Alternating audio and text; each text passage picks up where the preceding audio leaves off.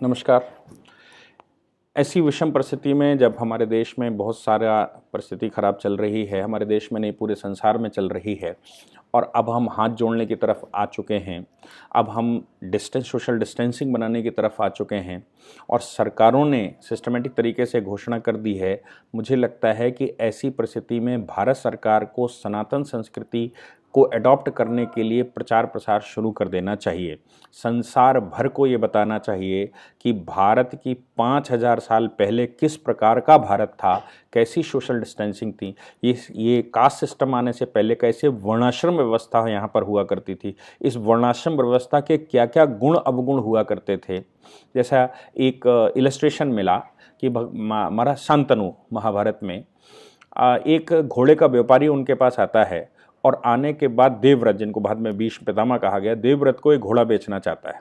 महाराज शांतनु से कहता है कि देखिए हम घोड़े लेकर आए हैं, ये घोड़े संसार में ऐसा घोड़ा नहीं मिलेगा। तो वो कहते हैं कि मैं अगर ऐसा ना हुआ तो तुमको मालूम है मृत्युदंड देंगे। तो कहता है महाराज स्वीकार है।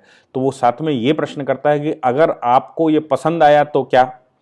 तो वो कहते हैं तुमको वैश्य से क्षत्रिय बना दूंगा और 50 गांव तुमको शासन करने के लिए दे दूंगा। यानी कि शासक वर्ग क्षत्रिय वर्ग कहलाता था, जन्म से क्षत्रिय नहीं होता था। ऐसा एक इलस्ट्रेशन हमको और भी मिलता है जिसमें परशुराम जी जिस समय अयोध्या में पहुंचे सीता स्वयंवर में, वहाँ पर वो कहते हैं मैं ऐसा व्यक्ति हूँ जिसने सहस्त्रों बार पृथ्वी क्षत्रियों से खाली की। अगर उन्होंने सहस्त्रों बार क्षत्रियों को मार दिया था, जिनको आज आप क्षत्रिय कहते हैं जन्म से, तो फिर ये दोबारा बार बार बन कैसे गए? वो इसलिए बन गए क्योंकि जो शासन करेगा, जो देश की चिंता करने वाले लोग हैं, जो सैनिक व्यवस्था में विश्वास करने वाले लोग हैं, जो देश के प्रशासन को डील करने वाले लोग हैं, वो क्षत्रिय कहलाए। ब्रह्म हत्या, उन्होंने कहा ब्रह्म हत्या पाप है, जबकि वो अपने ही पिता की हत्या करते हैं, अपनी ही माता की हत्या करते हैं।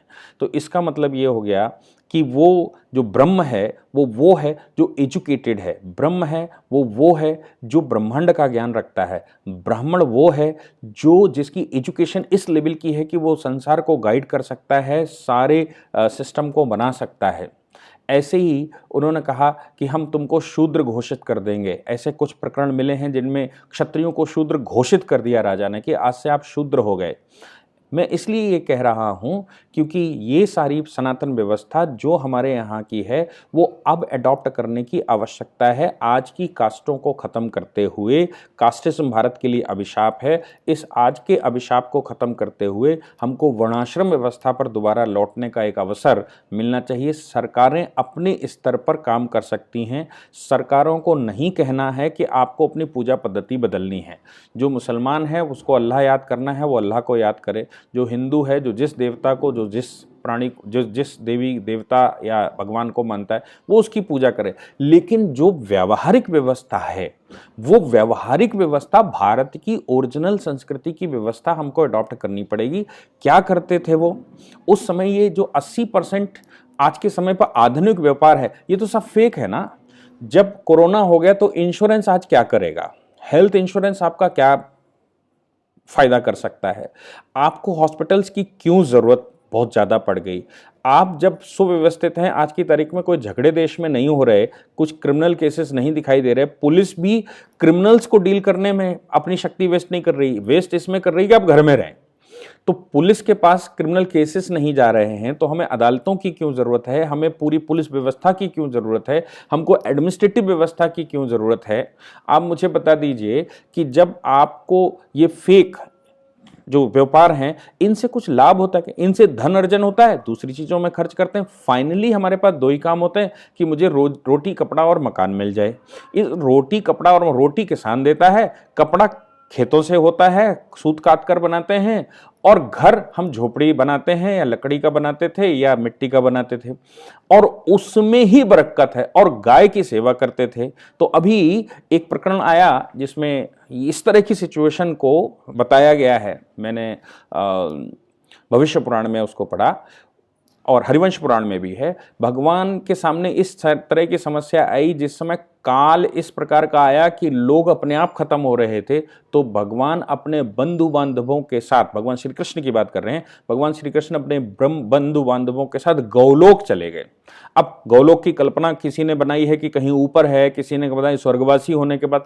मैं ये मानता हूं गौलोक का मतलब ये होता है कि जहां गाय रहती हैं, जो गौशालाएं हैं, वहां रहने चले गए। गौशालाओं में ही केवल एक बचाव हुआ करता होगा, इसलिए गौशाला, चूंकि गाय जहां पर रहती हैं वहां पर बैक्टीरिया वायरस नहीं होता। प्लेग 1918-20 का अगर आप देखेंगे उसके इलस्ट्रेशन भी हैं कि वो गांव, केवल वो लोग बच गए थे उसमें जो गांव में इस प्रकार रहते थे अपनी गाय के साथ, यानी कि गरीब लोग जो अपनी गाय को अपने घर के अंदर बांधते थे, उन लोगों को उस बैक्टीरिया वायरस नहीं हुआ था, बाकी लोगों को हो गया था। तो मुझे लगता है कि क्या आज की सरकार को यह घोषणा नहीं करनी चाहिए कि हम वर्णाश्रम की तरफ लौटें, हम पुरानी व्यवस्थाओं की तरफ लौटें, और सिक्योरिटी सिस्टम के लिए भारत सरकार सैनिकों को रखे और बाकी के एडमिनिस्ट्रेशन को डील करने के लिए हम गुरुकुल व्यवस्था बना दें, बाकी आर्बिट्रेशन सेंटर बना दें। आज आर्बिट्रेशन सेंटर प्रिवेल करते जा रहे हैं पूरे वर्ल्ड में। अमेरिका ने आर्बिट्रेशन सेंटर ज़्यादा से ज़्यादा बनाए हैं। हम भी कोर्ट में कहने लगे हैं कि नहीं, आर्बिट्रेशन सेंटर भेज देते हैं, मीडिएशन सेंटर ज़्यादा से ज़्यादा बना देते हैं।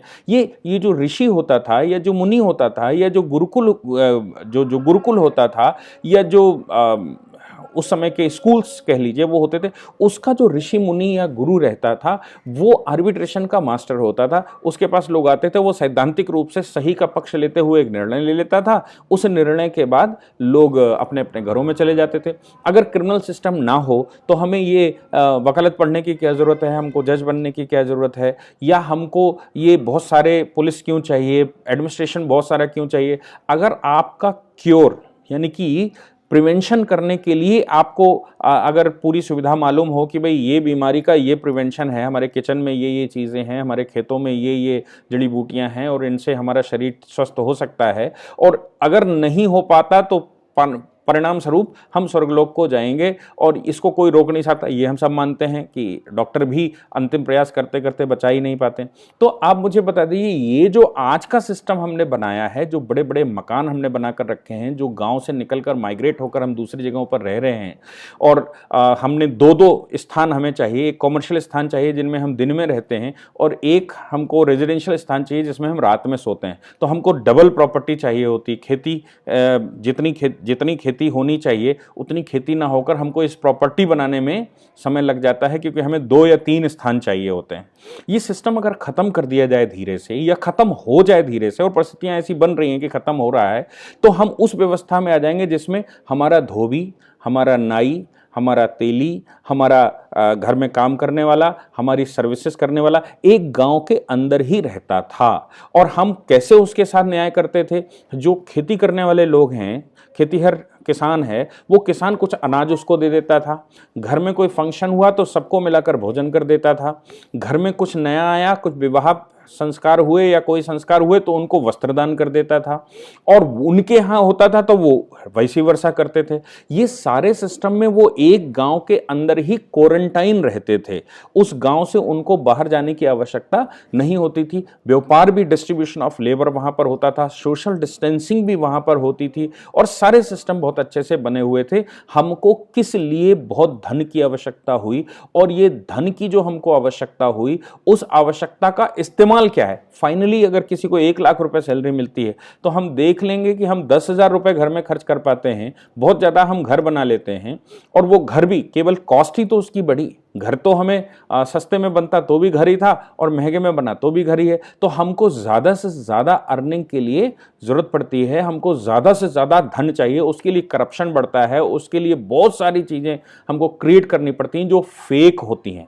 क्या हम वहां से 5,000 साल पुरानी संस्कृति में वापस आ सकते हैं? मैं ये नहीं कह रहा हूं कि आपको शिक्षित नहीं होना है। शिक्षा का मतलब व्यवसायिक शिक्षा नहीं है। आज की जो शिक्षा है वो व्यवसायिक शिक्षा है, सैद्धांतिक शिक्षा नहीं है। कैसे व्यवहार करना चाहिए एक व्यक्ति को दूसरे के साथ, क्या किसका धर्म है, क्या किसकी ड्यूटीज हैं, और क्या निर्णय लेना चाहिए, ये सिखाने के लिए हमारे पास एजुकेशन आज नहीं है। सांस्कृतिक या जो हमारे यहाँ सांस्कारिक एजुकेशन है वो आज नहीं है। क्या हम उस एजुकेशन की तरफ वापस नहीं आ सकते? अगर आ सकते हैं तो क्या हम पूरे सिस्टम को रिन्यू नहीं कर सकते और भारत पुनः उस वैभवशाली परंपरा की तरफ वापस बढ़े? जब हमें ज़्यादा चलना नहीं होगा तो हमें कारें क्यों चाहिए? जब हमें ज़्यादा घूमना नहीं होगा तो हमें पेट्रोल इंपोर्ट क्यों करना पड़ेगा? जब हमें बहुत कुछ नहीं जाना आना है तो हमें बता दीजिए कि हम क्यों ये बिल्डिंगें बनाकर रखें? जब हमें व्यापारिक स्थान से ना करके अपने घर से ही करना है, जो जीवन की आवश्यकता है उनको ही पूर्ण करना है, तो हमें किस लिए कहीं दूसरी बिल्डिंग चाहिए? ये सब चीज़ें आपको आज सोचनी पड़ेंगी। क्यों? क्योंकि एक एक व्यक्ति के पास, भारतवर्ष में ऐसी 20% आबादी है जिसमें एक व्यक्ति के पास कम से कम 4 स्थान होते हैं। कैसे होते हैं? एक तो जहां गांव में वो पैदा हुआ वहां घर होता है उसका।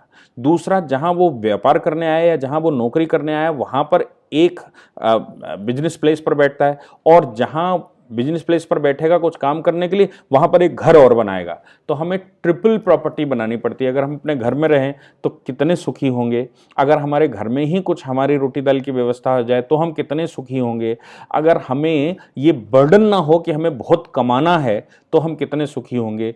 आप हमें बहुत कमाने का बर्डन अगर ना हो तो हम ये व्यावसायिक एजुकेशन में अपना पूरा समय क्यों वेस्ट करें? इस व्यावसायिक एजुकेशन की बजाय हम एक सैद्धांतिक एजुकेशन की तरफ बढ़ें।